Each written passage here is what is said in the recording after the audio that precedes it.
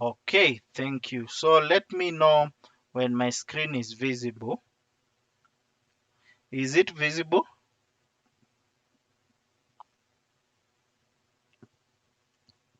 I guess it's visible, right? Okay. All right, good. So I want us to start with the Poisson distribution. Okay. And Poisson distribution, remember I said it's one of discrete distribution. Okay. It's one of discrete distribution. Why am I saying that? Because it deals with count. Sometimes we call Poisson distribution a count distribution. Okay. Yes. So basically, what we'll talk that is a Poisson distribution entails is that like it tries to find the population. Sorry, tries to find the probability. Okay, of a number of events occurring. Okay, number of events occurring given within a period of time. Okay, like for example, if let's assume you are MCA, okay, and we are trying to check maybe the popular, like that is the maximum number of maybe events you can attend within 1 hour, or events you can that is you can um, you can MC within 1 month. Okay. So with that, like for example, if maybe we are trying to check your capacity, we'll try to see, given maybe some historical data, okay, you've been doing maybe 2 to 3 events, okay, in a month. What is the probability that next month you will do 6 to 7 events? Okay, you can see here we have aspect of time, that is you can hear 1 month, 2 months, okay, and also we have aspect of number of events. Okay, number of events for that is which might occur within a given period of time. That's why we are talking about here we will be talking more of events occurring. Okay, it's like when we were doing physics back in that is back in high school. You remember that is the example of a pendulum. Okay, now you can see we have pendulum, and this will be, we will have somewhat some oscillations. Okay, remember that with a given maybe that is height. Okay, like there is a way you can tilt, or you can that is lift your pendulum to a specific height. Okay, then given maybe 2 minutes, then now we'll be counting the number of what, of complete oscillation, to and fro, to and fro. Okay, so let's assume when we repeat the experiment 3 times, okay, within 2 minutes we are getting maybe 30 oscillations. Okay, oscillations are number of complete events. Okay, then we can try and do that is a probability, and calculate what will be the probability that, okay, we'll have x events, that is x is equals to 50 within what, within that is a given period of time. Okay, so we can calculate the probability that will have 50 oscillation within the what, within the that is the 2 minutes. Okay, yes, all right, so those are the number of events maybe we are trying to say. Then probability of x occurring will be given by lambda, okay, raised to x. X is the number of events occurring, then multiply by exponent of negative what? Lambda, sorry, given that is exponent raised to negative lambda divide by x factorial. Remember we talked about factorial, what it means, okay, and how it is done. So what we are trying now to do is to calculate the probability maybe given number of events will occur within maybe a set period of time. So for lambda, okay, lambda will take that is lambda will be the mean. Okay, this is the mean number of events, and this is a constant. Okay, it is also the distribution where you'll find that mean, let's assume x bar or mean is equals to lambda, and also variance is also equal to what? To variance. It's the only distribution where mean is equal to what? To variance. Sorry, mean equal to variance. All right, good. Now let's start with and try to see what maybe the notes are telling us, but I've already explained it. Okay, now it is what it's I want us to get more or further that is information from the notes. Okay, all right, so what is Poisson distribution? So in statistics, a Poisson distribution is a distribution that is used to show how many times an event will occur in a specified period of time, or how many times, it shows us how many times maybe an event is likely to occur over a period, specified period of time. Okay, yes, so in other words it is a count distribution. That's why we usually say Poisson, that is another name for Poisson distribution is a count distribution. Okay, and then the Poisson distributions are often used to understand independent events that occur at a constant rate within a given interval of time. It was named after a French mathematician known as Simon Denis Poisson. Okay, is it Simeon? Yes, Simeon Denis Poisson. The Poisson distribution, of course, we said it's a discrete distribution. Okay, remember that also binomial distribution and Bernoulli distribution, we said they are what?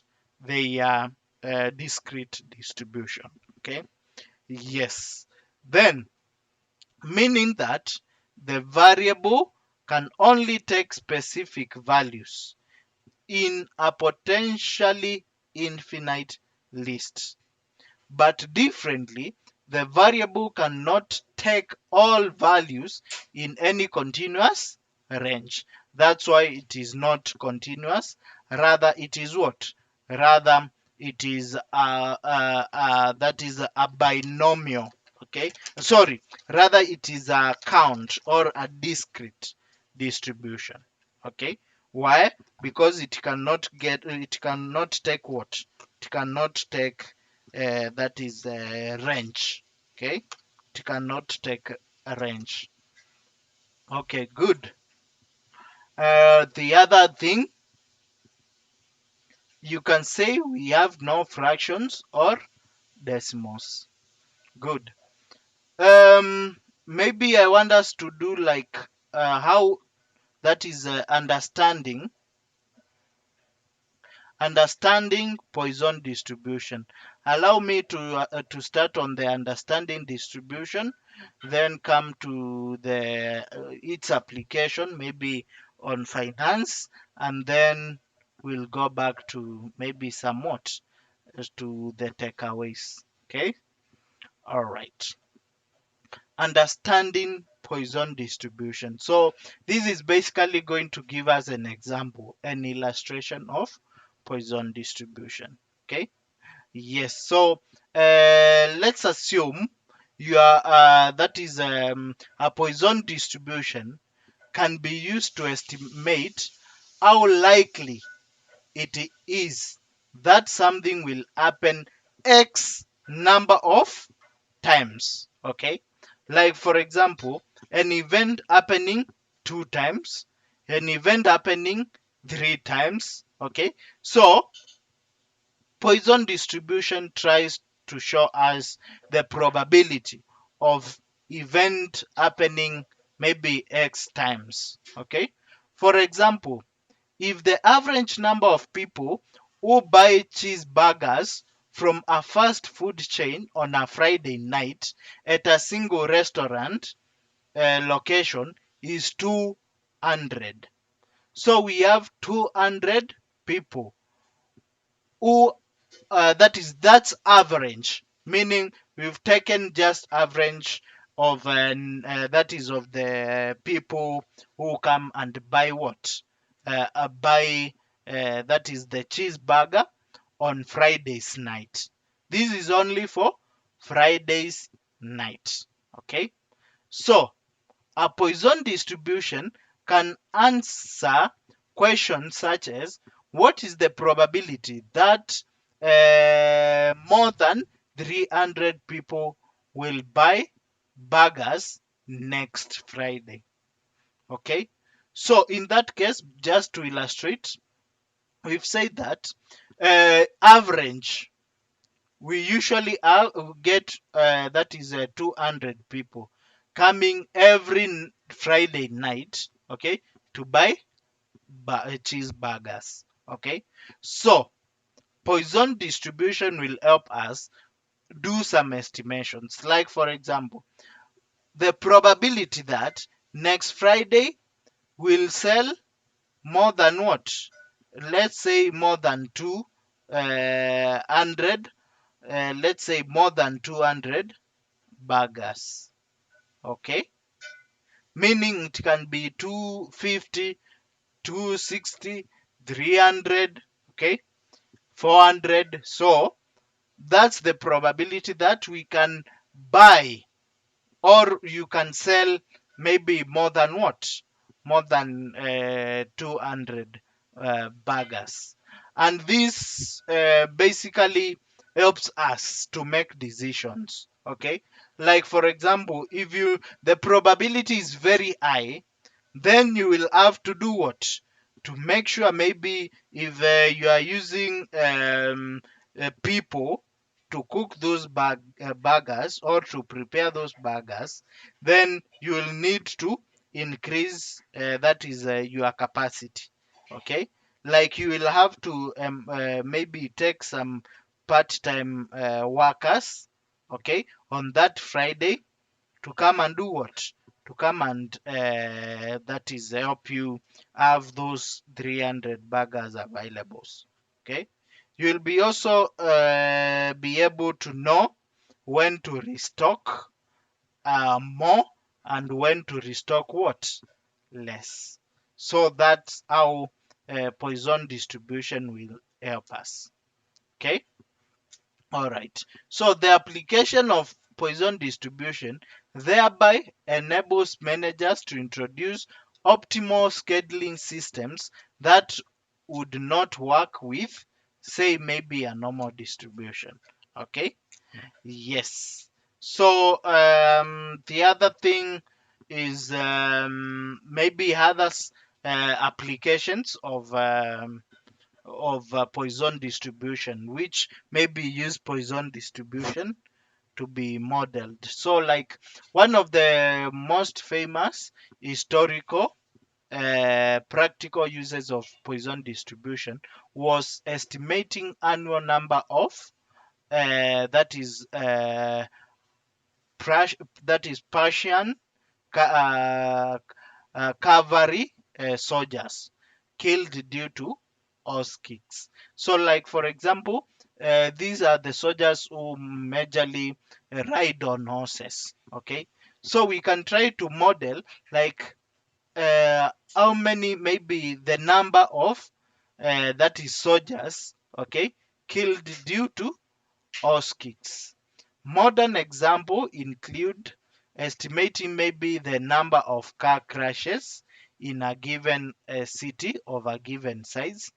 And in philosophy, this distribution is often used to calculate the probabilistic frequencies of different type of neurotransmitters secretions. Okay, or maybe if you are working in a video store, you can that is and you are averagely getting 400 customers every night. What then would be the probability that maybe next Friday you will get what? You will get 600 customers. Okay, so it can really help you to make decisions. All right. Okay, so Poisson distribution in finance. So the Poisson distribution is mostly or is commonly used to model financial count data. Okay, where the tally is small and is often zero. As one example in finance, okay, it can be used to model the number of trends that a typical investor will make in a given what? In a given day, which can be either 0, 1, 2, 3. So like for example, if maybe you work on in betting, okay, those who are addicted with gambling, okay, given historical data for that is your gambling historical data, then we can model maybe the probability that maybe tomorrow you will place three stakes. Okay, yes, or you will place three bets. Okay, or in the next, maybe in our next weekend games, maybe you'll bet more than three times.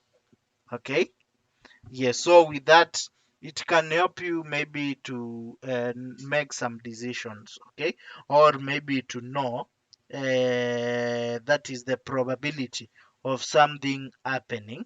Okay, given number of that is, or given a certain number of times. Okay, yes, then another example, this model can be used to predict the number of shocks to the market that will occur in a given what? In a given period, say of a decade. Yes, of course. Like for example, if you are working in a maybe like in any given market. Definitely, shocks here are mean they mean they are some factors, okay, which affect what, maybe a certain market. If it is stock market or share market, that is the security market. Okay, so you'll be able to know, like even to given the historical data, maybe in the next 1 year we might be having this number of what, maybe drops in maybe stock price, or increase in what, in stock price. Okay, all right, it's like also for example, if you want, you can like the petrol. Okay, like currently we are facing crisis in terms of that is a petrol hike, price hike.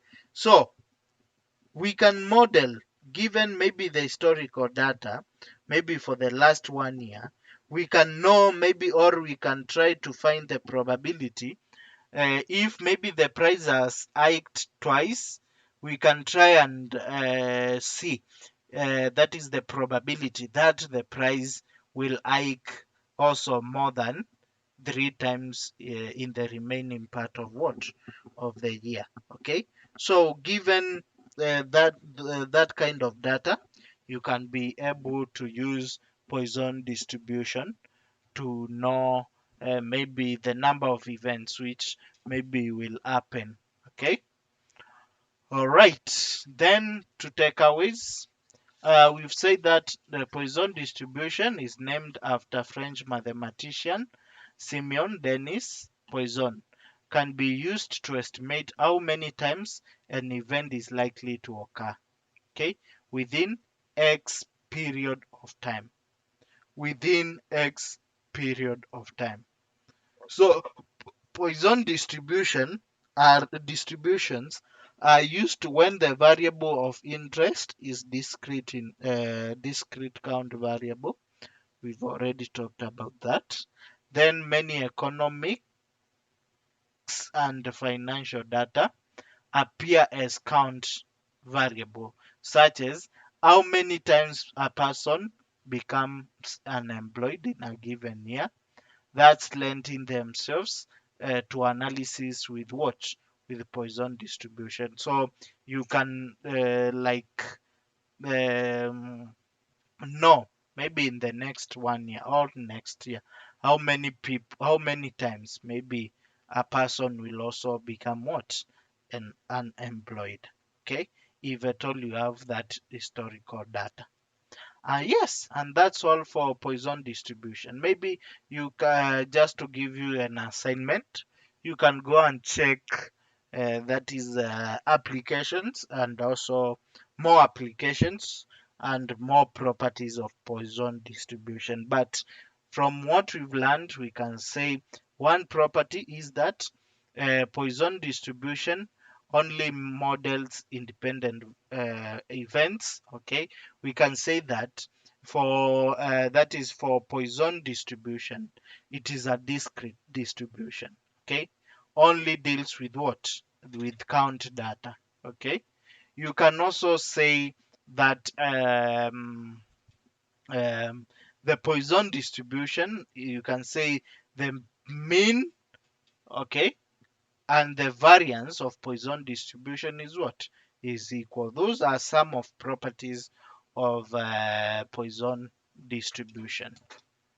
That's all about uh, our distribution class. Unless maybe we have some questions before maybe I can go to another topic.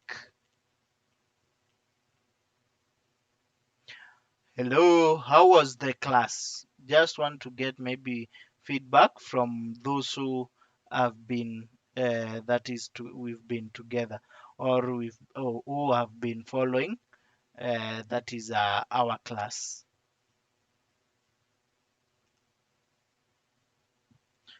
Wangui, all good.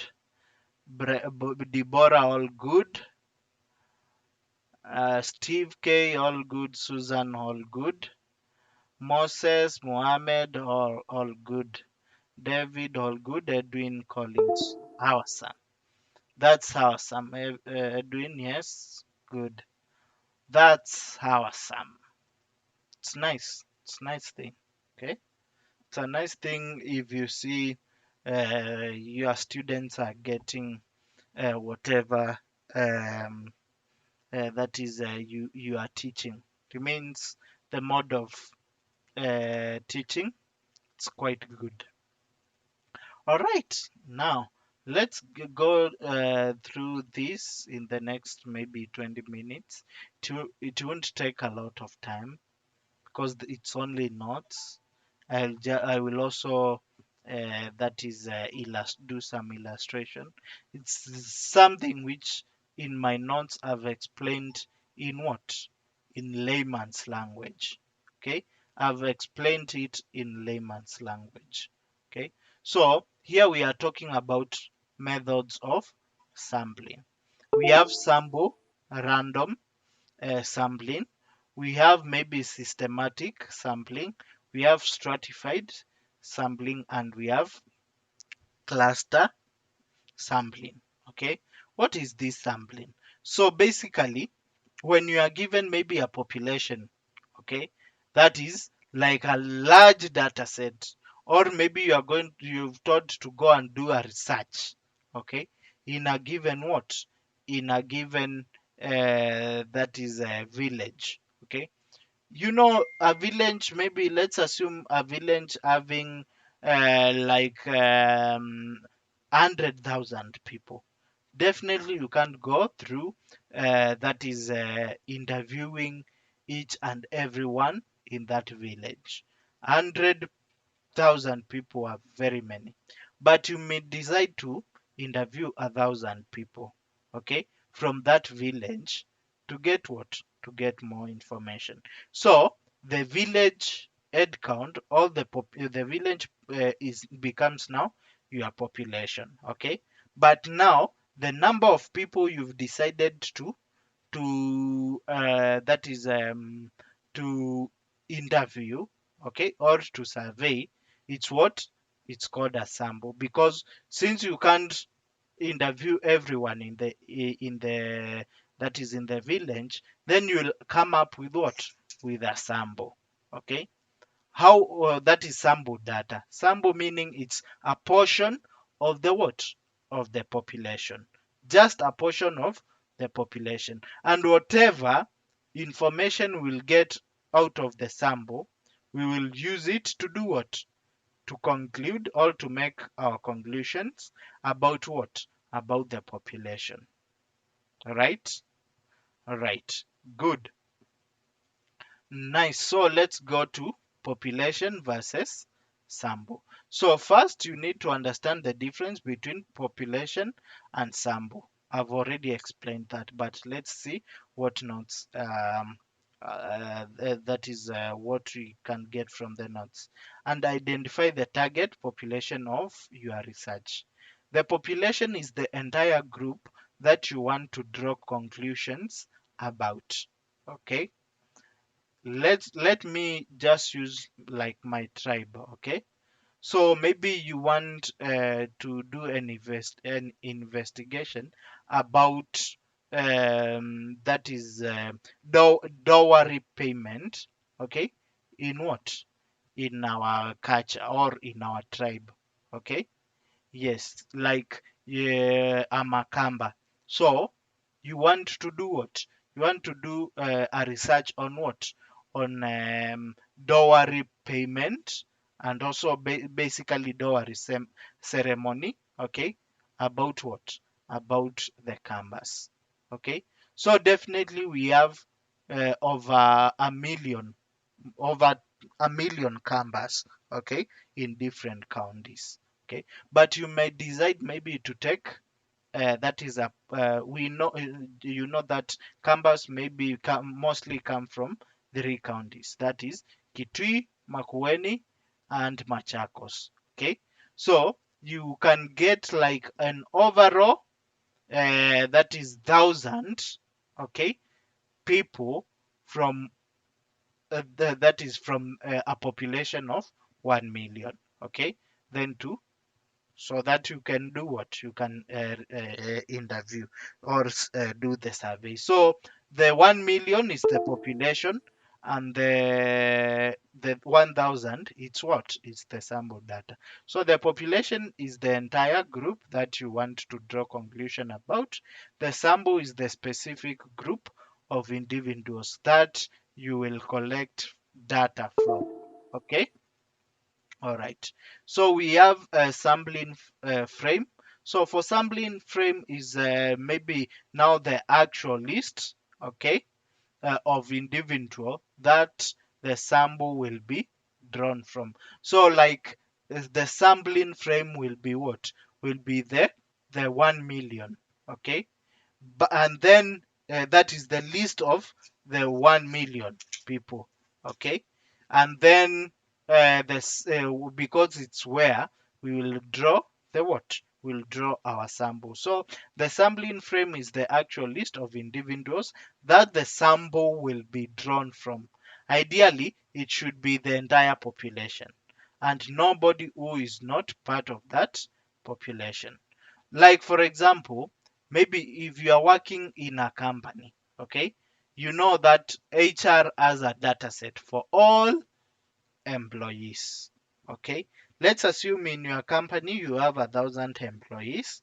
Okay, and then out of those employees, okay, you can do what you want to do, maybe some survey.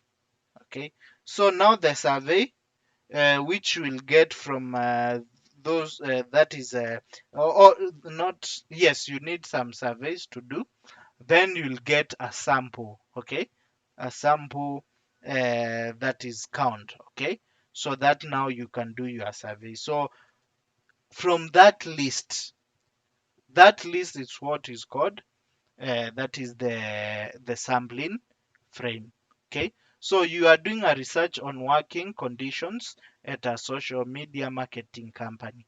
Your population is all that is your population is 1,000 employees in the company. Okay, your sampling frame is the company's HR database, which lists the names of and the contact details of every employee. Okay, that is direct to the point. Then we have the probability sampling methods. Okay, so for probability sampling methods, that is means that every member of the population has a chance, okay, of being selected. If at all we are doing it, whichever the that is the four main types of probability sampling methods. Okay, so the probability is that every member has a chance of being selected. It is mainly used in quantitative research. Quantitative meaning you are dealing with numbers. If you want to produce results that are representative of the whole population, probability sampling techniques are mostly valid choice. Okay? There are four main types of probability samples. The first one, simple random sampling, where maybe you are selecting people in random. Okay, you just select people in random, no specific structure laid down. Okay, to select your what, your sample. I can just say come forward, you come forward, you come forward. I'm randomly picking. Okay, yes. So, in a simple random sample, every member of the population has an equal chance of being selected. So, in this kind of sampling, everyone has this that is an equal chance of being selected. Your sampling frame should include the whole population.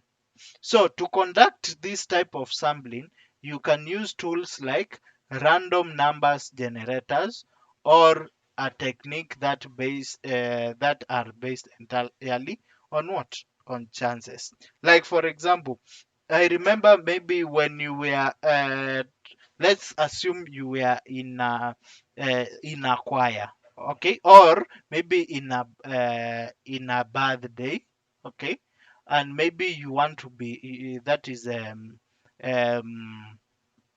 that is the person with who is celebrating birthday decides maybe to give or to appreciate you with some gifts. Okay, maybe that person can that is write some numbers. Okay, meaning one will represent a specific gift, two will represent a specific gift. Okay, and then that is those choices, all those numbers are rolled into what, into ball like papers. Okay, let's assume we have 20 of them. So and then they are mixed and then dropped on the table for you to do what, for you to choose one number. Okay, so in this case each number, let's say assume 1 to 20, has an equal chance of what? Has an equal chance of selection. Okay. Yes. So in that case, we can say those numbers you can select them randomly. Okay, you can select them randomly. Like for example, you can see, let's assume this is our population and we want to take maybe a sample data. So you can see in this case, this person took the that is the first person. He went and took the fourth person, jumped 3 and went and took that is the eighth person. Okay, took also the ninth person and took the 11th person. Okay, like there it's randomly selection. Okay, so like for example, you want to select a sample random or a symbol random sample of 1,000 employees of a social media marketing company. You assign a number to every employee in the database. Okay, then from that is from 1 to what, to 1,000. Then use a random numbers generator to select 100 numbers or to select 100 people. So with that, you can just select. If you have a 1, come forward. If you have a 6, come forward. If you have a 3, come forward. If you have maybe 110, come forward. Okay, so like you are randomly selecting. Okay, understood? Is that clear? Mohammed Ado, yes, that's clear. All right, good. Happy. That's all about random, that is simple random sampling. That's how you can do that, that is sampling. Then after getting these people, now you can interview or do your survey using these people. The second one, we have a systematic sampling. Okay, a systematic sampling. This one mostly we were used when we were kids. That is, and we want to divide ourselves maybe into two. Okay, so that maybe we can play a certain game. If it is football, okay, or if it is yes, or any other kind of game. Okay, so in this we were systematic. You stand from 1 up to maybe 20. Okay, the first person comes in front, the second person goes back, third come in front, fourth go back, fifth come in front, that is the sixth go back. Like we are going with a step of one. If maybe you are selecting your team, you want the first, you want the third, you want the fifth, you want the seventh, all that. Okay, so that is a systematic sampling. You are selecting, that is your sample in a systematic manner. So systematic sampling is similar to simple random sampling, but it is slightly or usually slightly easier to conduct. Every member of the population is listed with a number, but instead of randomly generating the numbers or getting the people, individuals are chosen at a regular interval. Like there must be a regular interval. If the step is of one person, it is consistent of one person. Like I'm taking the first, I'm taking the third, I'm taking the fifth. Or I'm taking the first, I'm taking the 10th, I'm taking the like the 11th, I'm taking the 21st, 31st. It has like that is a chosen interval. Like for example, all employees of the company are listed in alphabetical order. From that is from the first numbers, you randomly select starting point number 6. From number 6 onward, every 10th person on the list is selected, meaning it will be 6th plus 10 now to 16 plus 10 to 26 plus 10 to 36 and so on. And you end up with a sample of what? Of 100 people. So maybe from 1,000. So that's how you can get what? That's how you can get maybe now your sample using systematic sampling method. That well explained? That's clear? Or any question? Yes, Collins? Okay, yeah. So I have a question. Uh-huh. For instance, we're in this class, and then Mhm. we assign each and every individual in class a number. Yes. Then we start now saying number two come forward, number six come for. Okay, let's say number. We start from number six as you have said. Then we say plus five, number six. Then you go to 11. 11, So anyone was is number 11 should come forward. Then number 16, 16. and Yes. so on. Yes. So will that be simple, random sample, or systematic? That will be sample. So that is, sorry, it will be systematic sampling because Uh huh. you can see we have a pattern. Okay. But in random selection, we don't have a pattern. Okay. Like, for example, I can call you Collins, then call Susan, call maybe Adol. Which pattern have I used? I've not defined any pattern. Okay. Or maybe you can just be in a line, then select the first one, go to select the 10th, go back and select the third. So with that, it's like you are selecting randomly. Okay. Yes. But Okay. for systematic, it has a like an interval. Okay. Like regular intervals. Okay. Okay. Yes. Thank you. Another question? Are we all good? Yeah, I guess it was clear. All right, let's go to the yes, Edwin. Now, my question is a bit simple. Are there principles that govern sampling?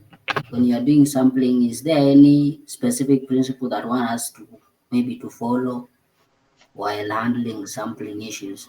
No, it depends with your data and how you want to do it. Because, like for example, if you are working, maybe you have 5 branches in different countries. Okay, let's say like we have 20 branches, okay, in 20 countries. So you can see and maybe you want to do a survey or a research of the that is of employees work environment. Is it a conducive one or it's not a conducive one? Okay, so in that case, it will be expensive, okay, to do what? To go every what? Every country to go and do what? Maybe to do go and do let's say the survey. That will be a different what? That will be a different sampling method. Okay, and what maybe contributed to that method? It's because of what? It's because of maybe financial issues. So it depends with the kind of data which you want to collect. So it's your data or kind of research which will do what? Dictate, okay? Who to interview, who not to interview. That's clear, Edwin? Yes, Collins, you have another question? Yes. Mm-hmm, So, in sampling, the sample that we select should be a representative of the entire population. In that, mm-hmm. Correct. Um, if we have a million people, Hmm. when we select a sample, we have to deduce that out of the sample that we have, They this are is the giving, given characteristic. yes, of that general population. Exactly. So Yes. my question Uh-huh. is there a formula that we follow, or okay, let me say a formula that we follow Hmm. to ensure that we select a population Hmm. that is going to give us the general characteristic? For instance, it does not make sense out of a million people we select a sample of 5 people. Of course, it doesn't make sense. So for that, let me just give you a very simple that is answer to that. Remember, even in when we were dealing with what is that central limit theorem, okay, we said that the more the sample that is the sample data towards the population, the more we get more information, or the more we get informed about the population. Okay, so definitely you can't just take maybe a sample of maybe 100 people out of a million. No, because you will just get a portion, or you won't get be informed, okay, by given what that is you won't get more information about the entire population, or that is about the 1 million people. Okay, so with that, as you increase up to your extent, but mostly it's always like if possible, do like a quarter of the population. If you get a quarter of the population, will have more information. Like you remember, like for example, we have InfoTrack. Okay, InfoTrack. That is it's a company which does like surveys. They want to maybe to know so far in the first 100 years of our president. Do you are you maybe happy? Okay, what is making you unhappy, or what is making you happy. So definitely they don't go to everyone. All they we don't our sample data doesn't that is isn't like 5 million or 10 million. They just take a sample data. Okay, that's why maybe sometimes you can hear the population is supporting maybe one president, that is the opposition. Okay, but you might find that's not the case. That is the most of the population are supporting the current president. Okay, or maybe you can conclude that the population is supporting the the of course the opposition. Okay, but that is yes, more they are supporting the president, but due to the maybe that is um, the sample size which you've used.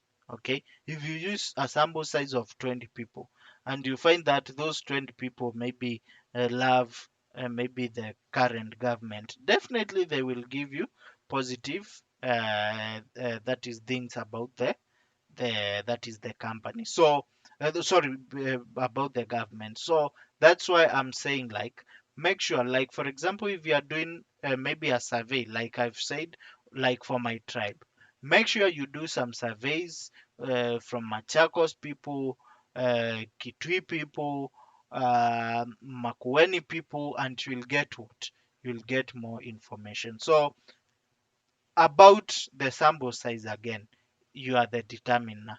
Okay, in terms of the capacity, that is your capacity, and also your investment when it comes to that research work. Have you invested more? Have you given like 100 that is guys to go on the field and do the research?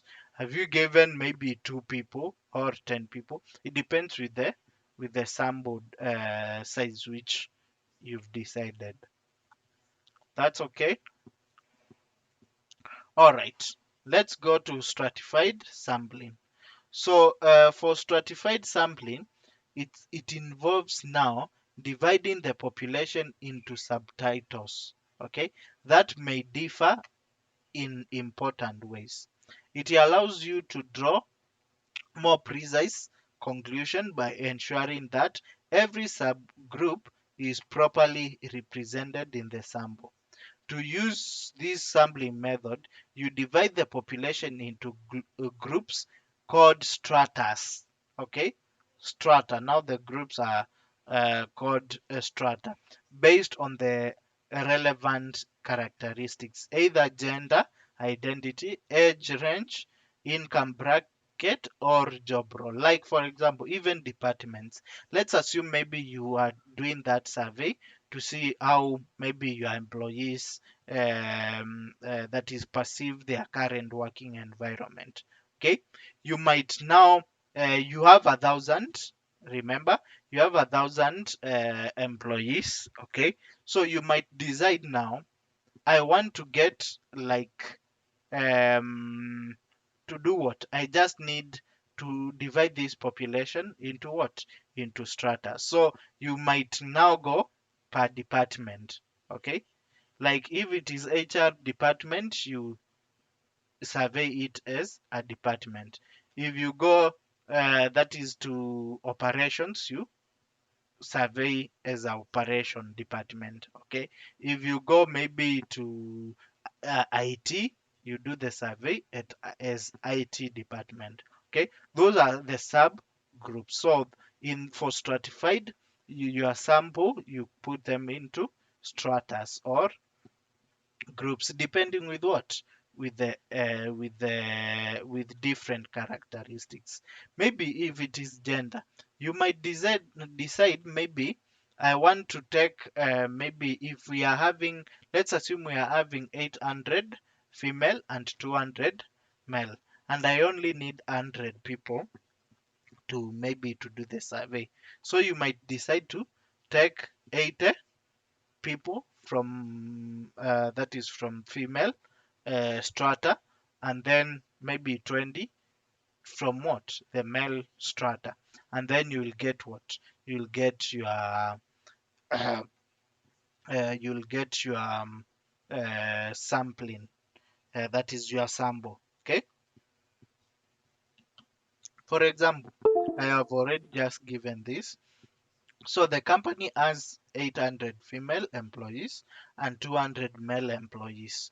You want to ensure that the sample reflects the gender balance of the company. So you sort the population into two strata based on gender. Then you use a random sampling on each that is a group, selecting 8 women and 20 women. So you can see it's stratified, and also within that stratified, we've also used what, the random sampling. So like you can combine two that is two what, two sampling methods all together. You can see we've divided the entire population into two, that is 800 and 200. Okay, male, female and male. Then after that, you want to get 80 from 800. You can randomly select. Okay, 80 from 800 and 20 from 200. Okay, which gives you a representative sample of 100 people.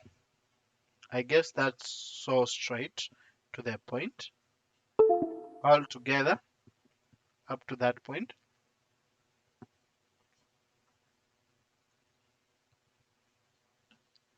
Hello, are we all together? Awesome. Let's go to the last type of sampling. Now, the cluster sampling. This is the one I have given you, maybe the example of different that is different companies. Okay, in different what,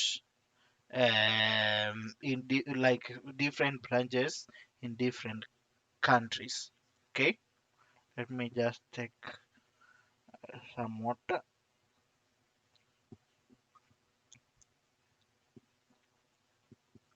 Okay, so cluster sampling. So cluster sampling also involves dividing groups into subgroups. Okay, don't confuse it with what? Strata. There is a different. All right. Cluster sampling involves dividing the population into subgroups. But each subgroups should have similar characteristics to the whole sample. Okay. Instead of sampling individuals from each group, you randomly select entire subgroups. Okay. If it is practically possible, you might include every individual from each sampled clusters if the clusters themselves are large. Okay, you can also sample individuals from within each cluster using one of the above technique. Okay, this is called multi-stage sampling. Like if you involve more than one sampling technique. Okay, so this method is good for dealing with large dispersed population, good when dealing with large and dispersed population, but there is one more risk of error in the sample, as there could be substantial differences between what? Between the clusters. And it is difficult to guarantee that the sampled clusters are really representatives of the whole population. Like, for example, the company has offices in 10 cities across the country, or with roughly the same number of employees in similar what roles. You don't have the capacity to travel to every office to collect your data, so you randomly you use random sampling to select three offices. These are your clusters. Okay, these three offices. But the error is maybe the offices which you've not selected, okay, maybe they are doing good, and your objective was to get like information about the work environment. Okay, so let's assume the that is the cities which you or the offices which you selected, they are what? They are, maybe they are doing good when it comes to employee working environment. So with that, what will be your conclusion? What will be the conclusion of that is of your research or survey? Definitely, you might have a different what? That is a different result or a different conclusion. Okay, so that's the major risk with what? Cluster sampling. You might go with the to the sites or to the offices which are performing well. Okay, then you find maybe now out of the 10, the three you went, they are the only one which are performing well. Okay, while the seven are not performing so well. That's the risk with what? With cluster sampling. Okay, all right. Any question? Any question? Or good? By show of thumbs. Doing nice, Wangoi. All right. Awesome.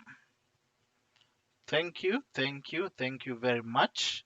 And then that marks the end of our today's class. Okay, that's